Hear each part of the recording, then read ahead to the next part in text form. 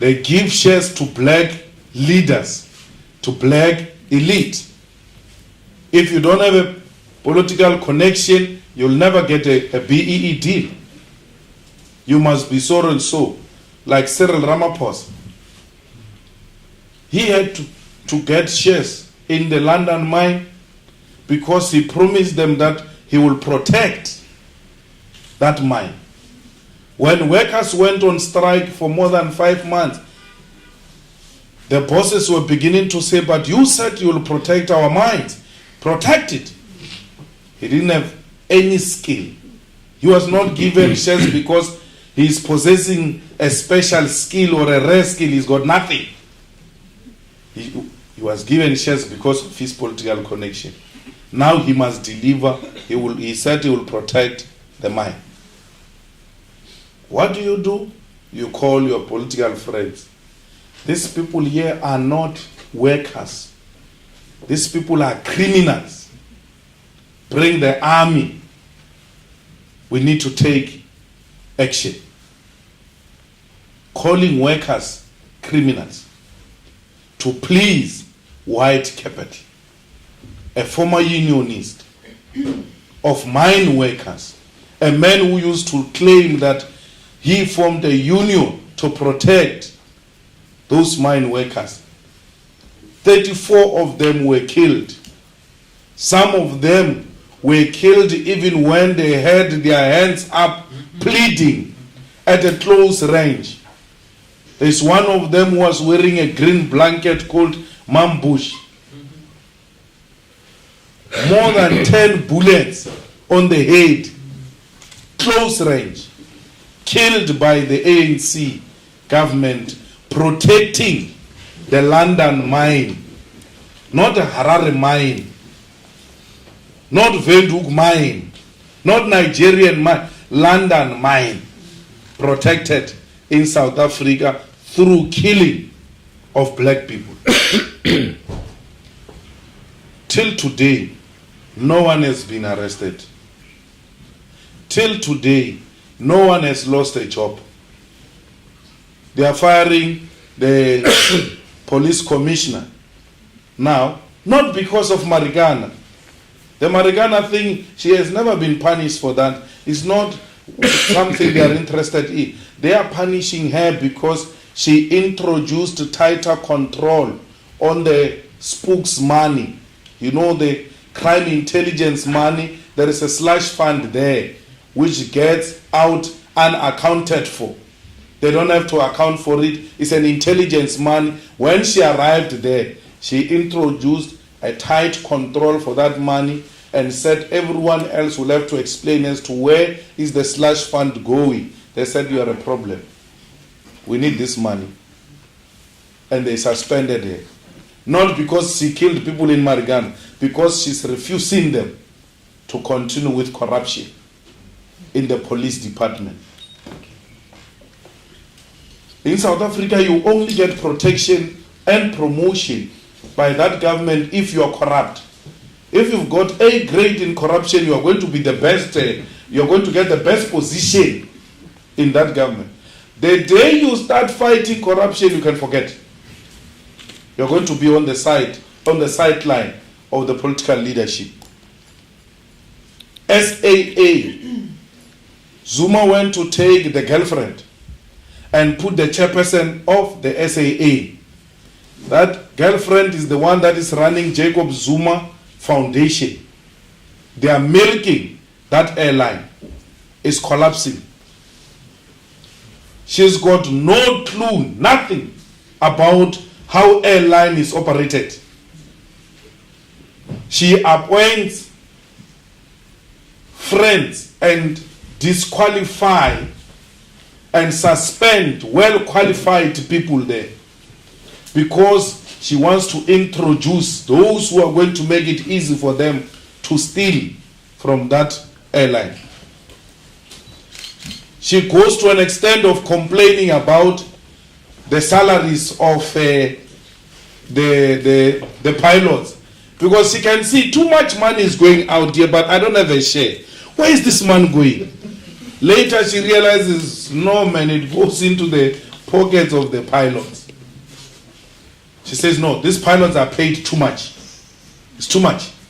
We can't have pilots paid. So how do you fight with pilots? Because they will just withdraw their labor and those airlines will be grounded. It's not like you will call some neighbor, in the meantime, can you be driving this one? I will push on this one. No, she thinks it's easy like that. It's like it's our own taxi industry. You drop this driver, you get another one tomorrow. She goes on an onslaught against pilots because they are earning too much. She doesn't compare in the continent and international as to how much pilots get to be paid. Because she's got no idea. Tomorrow we are going to be told a black government has collapsed an airline. Not because black people are inherently incompetent, but because the political authorities appoint their friends who are incapacitated, who do not have capacity to run complicated and complex institutions. We are not inherently incompetent. We've got skills. We can do these things. The problem is when people prioritize their families and friends to run strategic institutions of the state. So we are fighting multiple forces here. You've got the whites here milking the economy, well relaxed. They don't have a problem. No one is saying anything to them. And then you've got the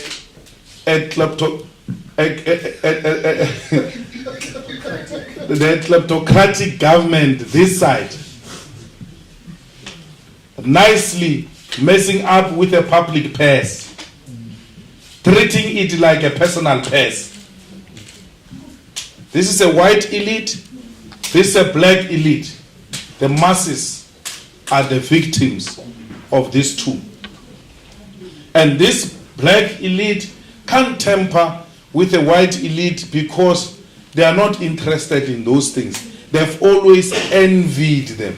They wanted to be like them. They say, no, we are fighting for democracy. And all. Okay, after winning democracy, what do you want to do? We want to have a black president. That is the beginning and the end of it. Want to have a black president and a black minister with a chauffeur. They are all driven and they can eat the money of the people. They are happy. They are not tampering with the economic structure. They don't care about that. They get big salaries. They get driven around. They address big meetings. Doors get open for them. They don't care how the economy is run because they've achieved what they've always wanted. They went into exile. They were prepared to be killed by the Boers so that they can take that work of the Boers and be driven around. As to what? Why do you want to be driven around? For what? They all don't have an idea. But we have arrived. We've got a good story to tell. Things are well. Where? In your own house. You think that when you eat, you somehow translate that eating and transfer it to the people behind you. Because you are eating.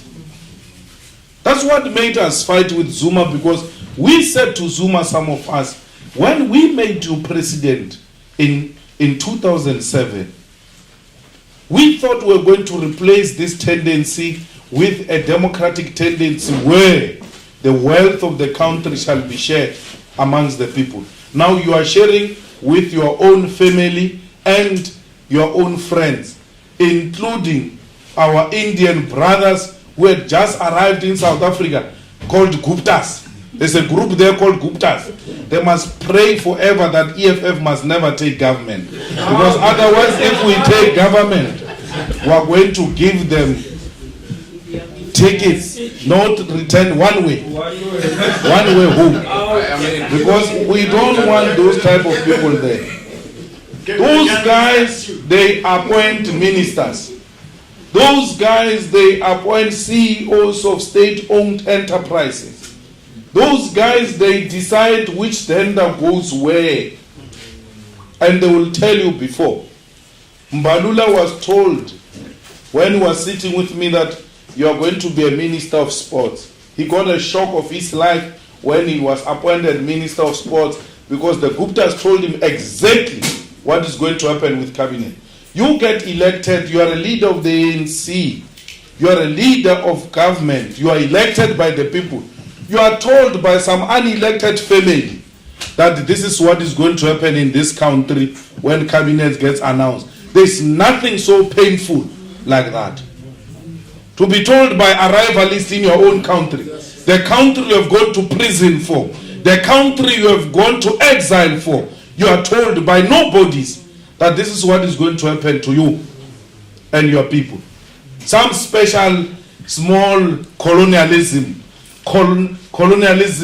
and colonized South Africa by the Guptas, given a permission by Jacob Zuma. What is the speciality of the Guptas? There's nothing they specialize on except the fact that they carry cash, and Zuma likes cash. So they don't do transfer, they don't sign checks, they give everybody cash, and that's how they win them over, because they love cash, they are obsessed with cash. Our leaders get to be bought so easily, they are available to the highest bidder. We need to change that. Now we thought we have resolved, everybody else understand that colonialism is bad, colonialists must be fought, we need to have an African state led by Africans, the economy owned by Africans. As if that is not enough, the Chinese are knocking at the door now. They too looking for some special arrangement to recolonize Africa and do as they wish. And they are actually, it looks like they are going to be worse than what Britain was to us. Because what is worse with them is that they come with labor force. I'm told everything else beautiful now in Zimbabwe, you know, is Chinese owned. And our brothers and sisters are selling on the pavements. It can't be.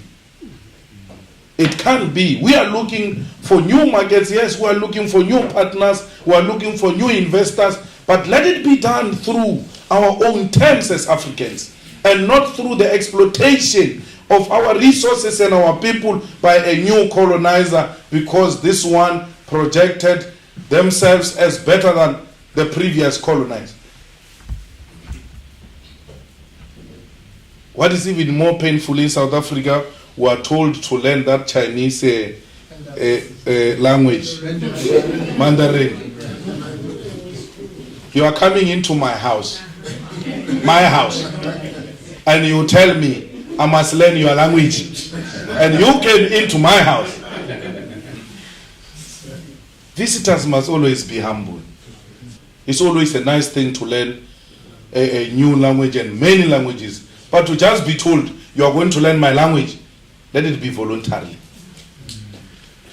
But it must be compulsory for you, because you came into my country. You're looking for something, you're looking for my minerals, you're looking for my land. I've got a beautiful land, but I can't hear you. What are you looking for? Go learn my language and tell me what you're looking for. Not for me to go and learn your language so that I can hear what you're looking for from me. It can't be. It has to come to an end. Africa cannot permanently be a subject of superpowers. It has to take its rightful place. It has to fight for its rightful place in the international politics, in the international economy. People must look the direction of Africa for solutions, because we've got the best thinkers. So the EFF is about that. That's what we're trying to spread in Africa. It's so painful to see that there are still African states that pay colonial tax to France. Yes. Till to date. They have their reserve banks in France. And we are told that if we're to withdraw those reserve banks in France and withdraw the colonial tax, France will collapse. Because France is what it is because of that colonial tax and the reserve banks that are there from African state. Where is the African leadership to agitate for such change and say, let's show them that they are not better than us. There's nothing special about them. We are a chosen nation because God has given us minerals and beautiful land and mountains and beautiful beaches and sea. They need us. A beautiful weather, much better than this weather you have here in Britain. So what more do we need? We need leadership. Where is the leadership to tell these African states, stop paying and let's see what will happen? African leadership must rise now and say to those who are paying colonial tax and those who still sing about the Queen in their national anthems, it has to come to an end. Let's sing about African leaders. Let's sing about our continent. Let's sing about ourselves. If we are scared to die, then no one will be prepared to rise. We are not going to achieve these things. But we took a conscious decision to lay a firm foundation for generations to come. We refuse to be a generation of cowards. We are fighting for our economic freedom. Mugabe took it from here to here. Madiba took it from here to here. So we cannot complain that no, these old men have sold us out, they are useless. No! They are human beings. They can do up to so far. We are here now. If you think Madiba sold out, then go and do it and perfect it. Madiba played his role. He can only do some of the things and put it here. That's why Madiba accepted that he was old. When we say Mandela was old, that's why he couldn't do certain things. They say, no, we're insulting Madiba. No, it was Madiba himself who said, I can only do one term, I'm too tired.